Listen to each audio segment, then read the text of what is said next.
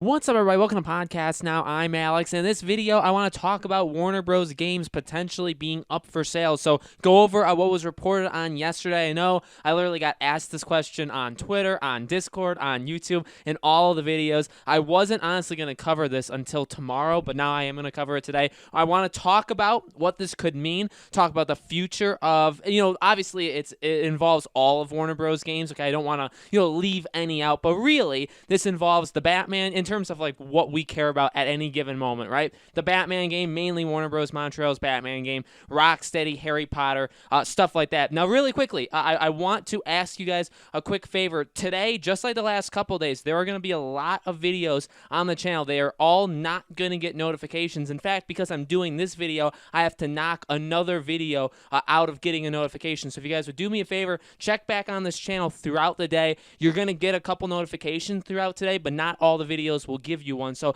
check it out. Again, lots of other videos besides Batman. Actually going to talk about Harry Potter later today, talk about the Spider-Man game, talk about Demon Souls. So a lot of different things. If you guys are interested, it would mean a lot to me. All right, so let's get into this.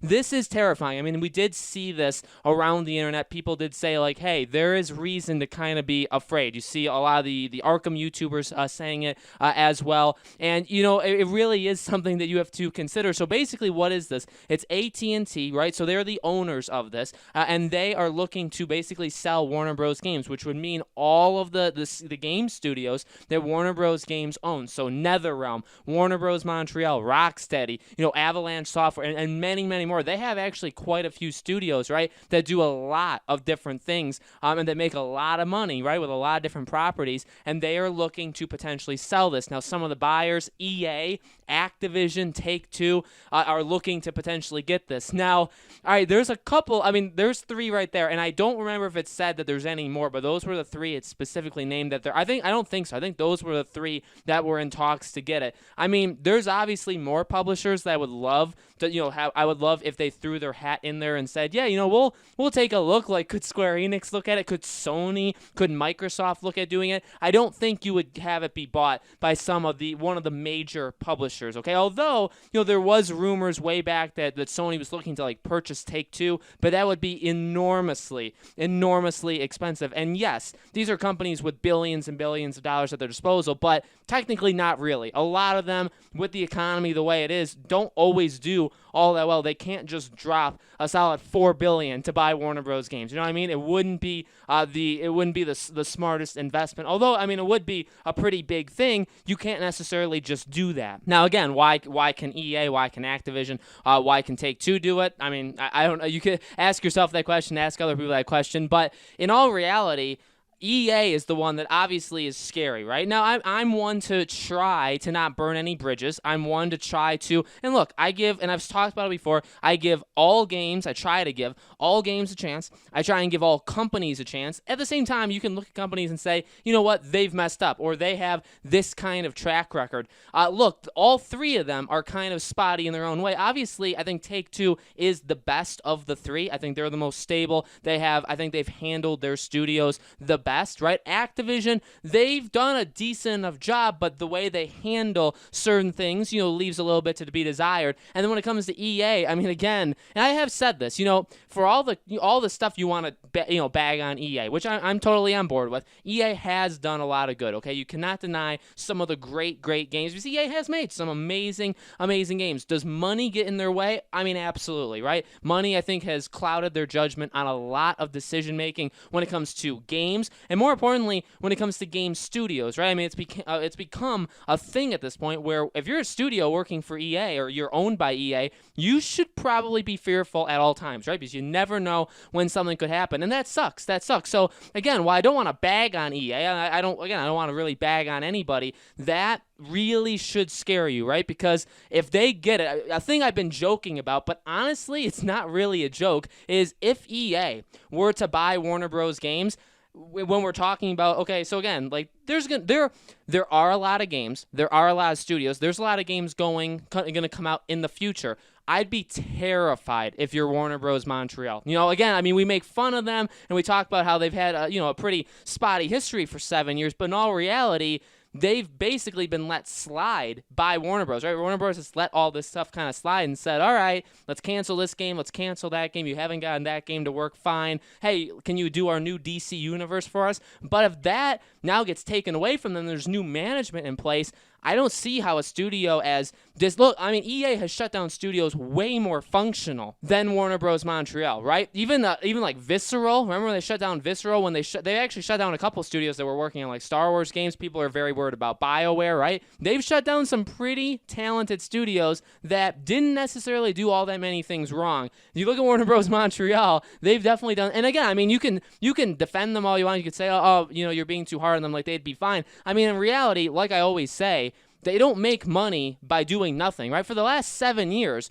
Warner Bros. Has had Warner Bros. Montreal, and they've done no. I mean, yes, they've tried. Now, again, I'm not bagging on them. They've tried different things, but at the end of the day, they've produced 0 games, which means Warner Bros. Has made, and I guess AT&T, by being associated with them, they've made $0, and they've had to pay these people salaries, keep the building operational, all this stuff, upgrade things. They've had to do that for 7 years with 0 income coming from them. Now, again, when Batman comes out, that's going to make them a fair, bit of money. It's going to make them profitable, and it's going to make them worth keeping around. But as of right now, they're not.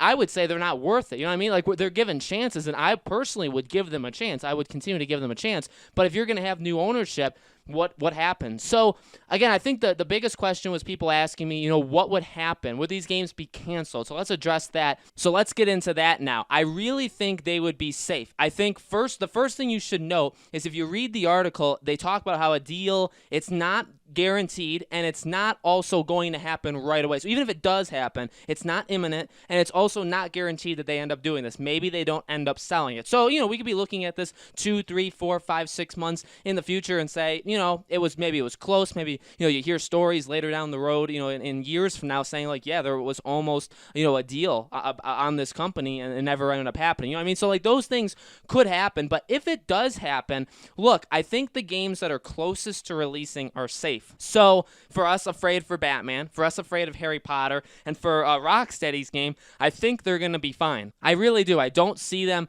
being affected, even if there is a sale. Now, I'll be honest with you. I'm not a stockbroker. I don't know all that much about these kind of deals, okay? So I'm not. In fact, I don't think any person that talks about these Batman games, talks about, these superhero stuff, any YouTuber even, I guess there are some, right, the legal experts, I don't really think any of us are experts at talking about something like this, okay? We can only give you our opinion, but here's what I'll say, and it maybe would sound stupid, but I'm going to use sports. When a ownership makes a big change, okay, if there's like a new GM for like your sports team, normally they don't change any of the stuff underneath them until after something's happened. So say there's like a GM change or a coaching change in the middle of the season of any sports team. They normally won't change too much else until the season is over, when they're in the, okay, now we can build, we can sign free agents, we can trade, we can do all this. Then we're going to evaluate everything. We're going to, look at our scouts. We're going to look at our coaches. And again, I get it. Like a lot of people may be making fun of me right now.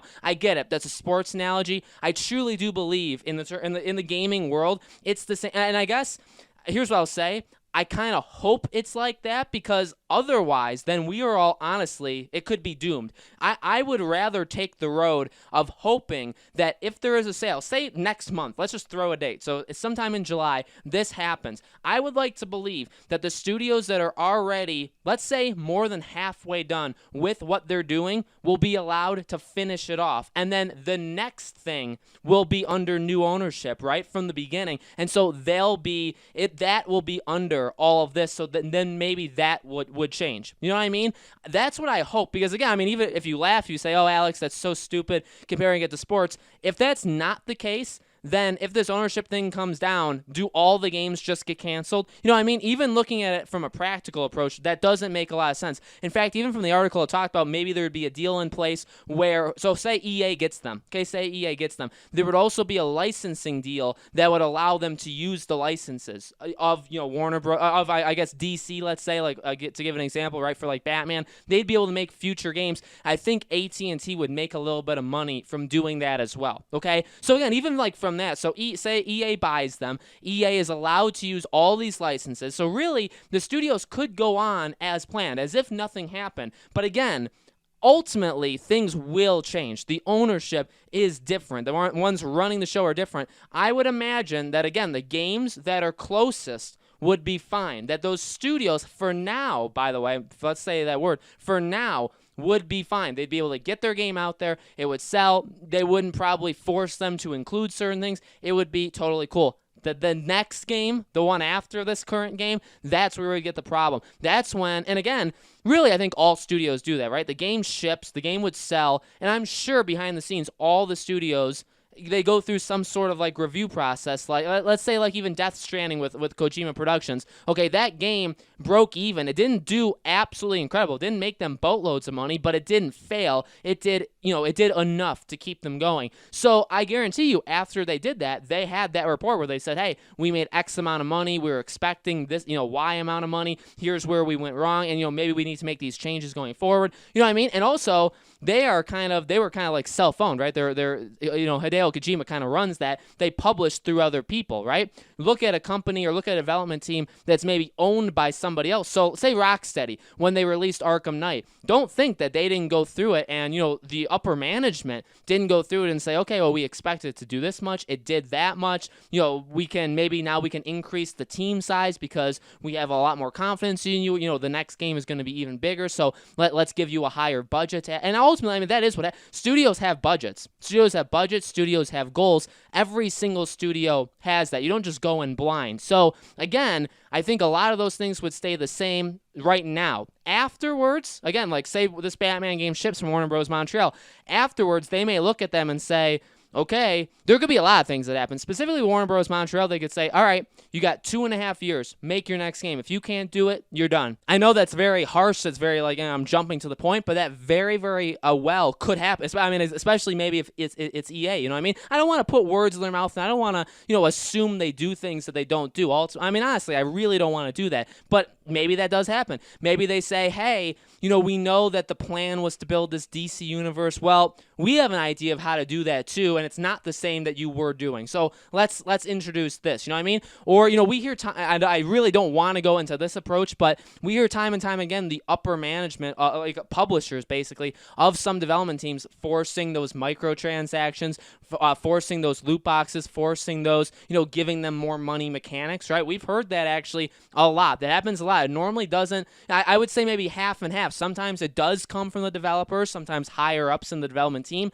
and then sometimes it actually comes from their publishers where they tell them, hey, you need to include something like this. Fit it in. However you're going to fit it in. That does happen quite often. Now, again, we're talking about EA. Does Activision do something like that? They very well could. Activision's done some kind of weird stuff with, that money, basically money in games. They've had problems. Take-Two, again, they're a little bit better, but what do? What's their style? You know what I mean? So, yes, we do have reason to kind of be scared. It depends. I honestly feel like it depends on who buys them. We don't know what the bids are. We don't know who's in the lead. We don't know if this is going to end up happening. For right now, I would say steady as she goes. This doesn't mean that any of these games are being canceled tomorrow. It doesn't mean that in the studios they canceled them yesterday. You know what I mean? I don't want people to jump to that. These games are not canceled. These games are just because there's a business deal going on doesn't mean everybody stops working and the world just ends for all these different things that are going on. No, they're still happening. But again, depending on who buys them, what their system is, how it all works,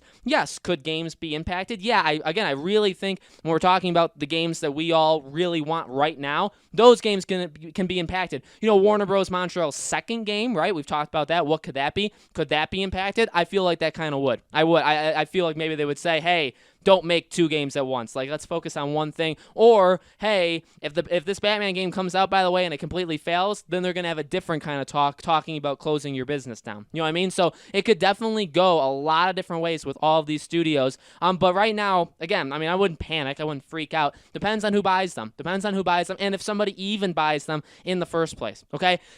I think this is very legit. This comes from like CNBC, right? So now we're going into the more political, like these are like business insiders that are kind kind of like one leap ahead of the gaming insiders, right? This is very, very different. I definitely believe this. It's just, again, got to follow the story. Got to just wait and see what happens. So, guys, again, let me know in the comments below. What do you think? You guys scared about this? What do you think a purchase would do? Maybe do a fun thing and say, hey, if EA buys them, if Activision buys them, if Take-Two buys them, what would happen if each of them would buy them? Maybe you guys could do something like that in the comments. That'd be really fun to read. So let me know your thoughts. As always, make sure you guys are subscribed, have that bell icon turned on. And like I said, this was not planned. I threw this together. I actually recorded this the night before. I'm recording it a little later at night, so hope you guys enjoy this video. Again, there's going to be a lot of videos, probably 4 or 5 videos today, some tomorrow as well, that aren't going to get notifications, so please make sure you're checking back in with the channel. We'll try and do another Batman video like Monday or Tuesday, try to catch up, get notifications back to normal on this channel first, and then do another Batman video, okay? So look forward to that over the next coming days. Harry Potter, we're going to talk about that later today. Lots of different videos on the channel as well, over this past week and into the next week, okay? Thank you guys so much for watching, and I'll see you all on the next video.